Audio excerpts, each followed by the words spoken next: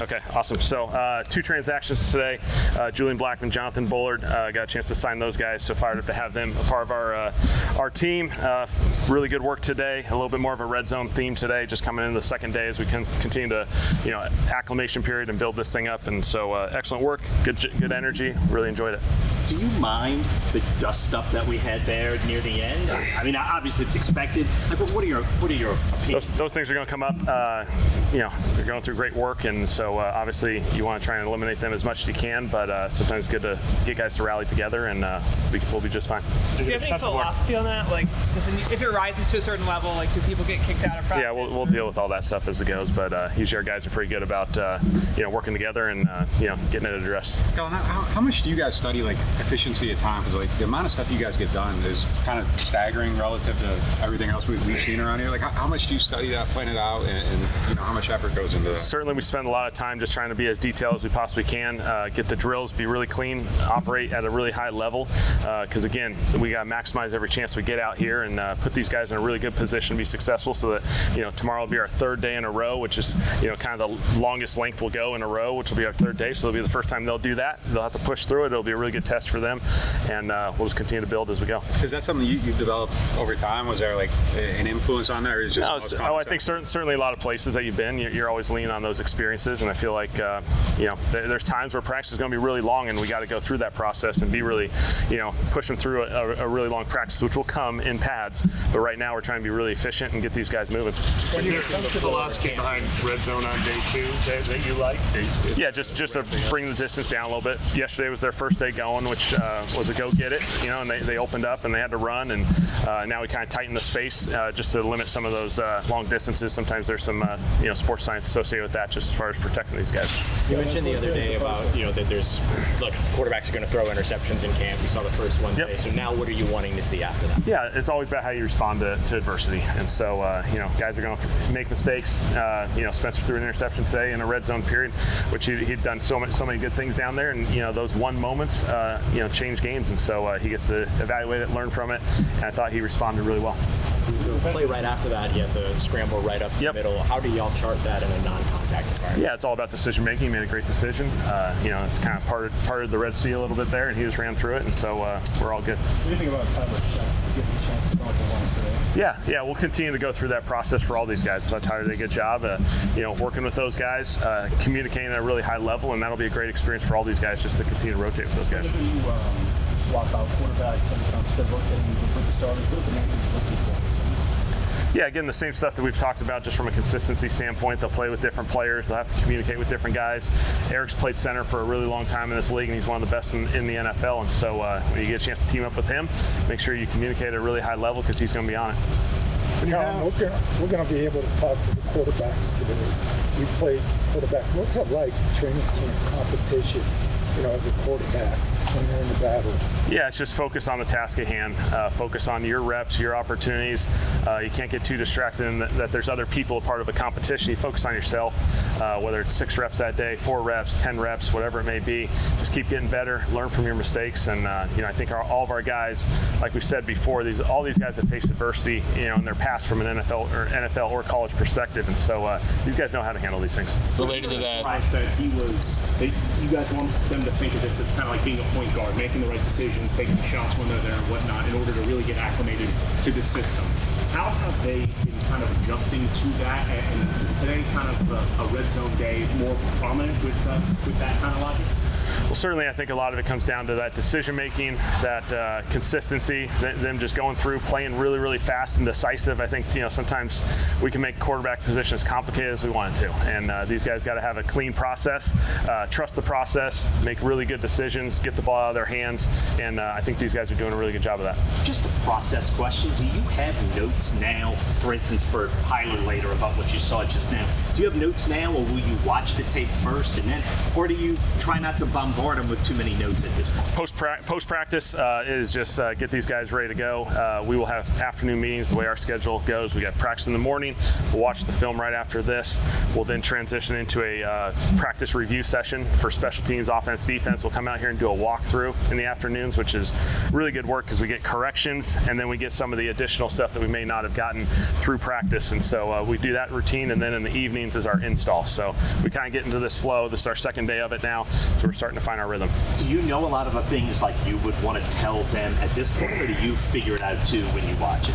You take a lot of notes during practice of things that immediately jump out, on both sides of the ball and special teams, and so you're constantly taking those notes, and then we'll evaluate as the staff to see what clips and what notes we need to make.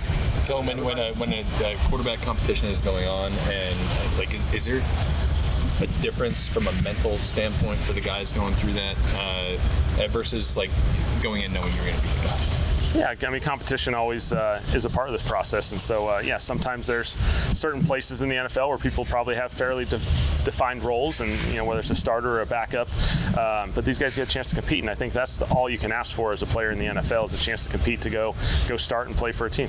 When there are like penalties or operation errors, does it cut into reps like at all? Like, do you have to redo the same play 2 times, 3 times? Like, does it cut into? Yeah, there's consequences with it. I think if you make a mistake on the field pre-snap, we just switch that guy out. There's consequences related to that. You're not playing the next play, and then we'll get him back in eventually.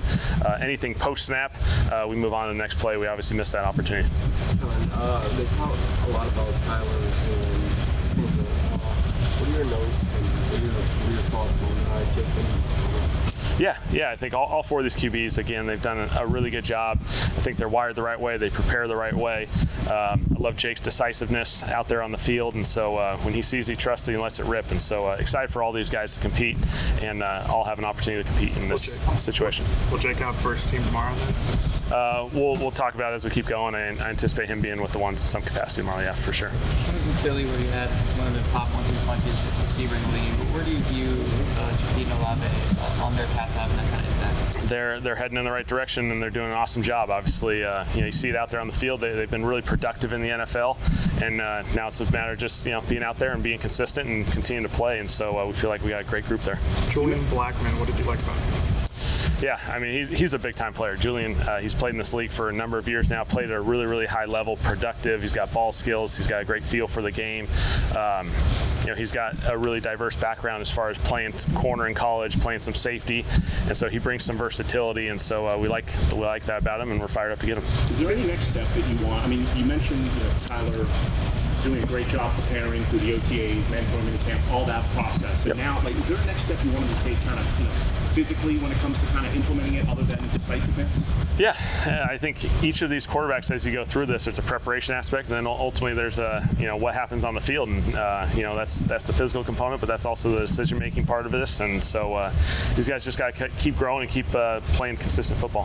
What's the path kind of for Deckers, and what do you guys want to see from him? Yeah, certainly develop in every aspect. He's with Scotty a ton during post-practice, pre-practice. He'll sneak in there on occasion, and so as this training camp goes, he'll certainly get his opportunities, and he'll be ready to contribute in these preseason games as well. What do you like about Bub? What are some things that stand out about him? Yeah, Bub's done a nice job. I think one of those guys, when you get into that second year, there's always that second year jump, and so your first year there's a lot of stuff going on in the NFL, and then your second year you start finding your rhythm, and so we expect that from Bub. He's done a nice job this offseason, and he'll be ready to roll. How much of that do you see when it comes to Spencer Critt's maybe with that second year jump and finding your rhythm early? I think there's a lot of understanding the expectations. You understand the rhythm of what training camp looks like and feels like, and so there's a number of guys that we expect those that second year in the NFL to contribute at a really high level. Is there a reason you wanted Spencer to be the number 2 today rather than have it go We'll just kind of rotate through. We're trying to get as many different opportunities for these guys and balance out the reps. You mentioned that you liked Spencer's film last year and that he showed a lot of good things. Yep. How much do you kind of reference that when thinking about his development here? You know, what was successful with him last year and what wasn't? Do you apply any of that into what he can be with your offense? Here's probably the initial evaluation process, and really right now we're really focused on this. Obviously there'll be reference points as you continue to build, but you know, a lot of that was acknowledged. We think he did some really good things last year, and we're really focused on now what the task is at hand. Are you calling anything differently depending on who's quarterback, or are they all getting the same? Right now it's pretty balanced.